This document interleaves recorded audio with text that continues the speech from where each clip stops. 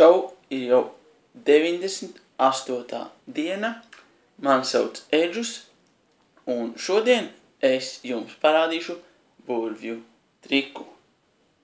Wow! Kamēr vēl nekad nav bijusi tik tuvu, būs liels izaicinājums. Un šodienas trikā izmantošu gandrīz savas mīļākās kārtas. Kādēļ gandrīz? Jo dāmas man tomēr patīk vairāk nekā karaļi. Diemžēl, vai par laimi.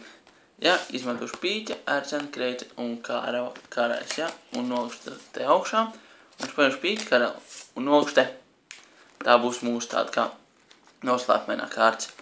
Es paņemšu šos 3 karaļus, ja, un tagad, ticiet vai ne, bet šie 3 karaļi pārteleportēsies uz šajieni. Skatieties.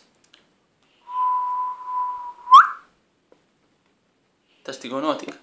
Jūs droši vien neticat, jo jūs redzat 3 kārtas, bet ticiet man, viņi te nav.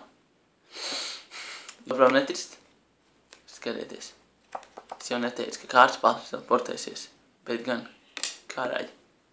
Un te nav, un te arī nav. Šeit nav karaļu. Šeit gan ir. 1, 2, 3, 4 karaļi. Plumps! Kā jau es teicu. Bet stulbi, jo tās kārtas teiks atškrāts, kā lai es rādu citus trikus. Vienīgi es viņus varu pārtaisīt atpakaļ. 1, 2, 3, 4 karaļi, normāla kārta škava, aiziet.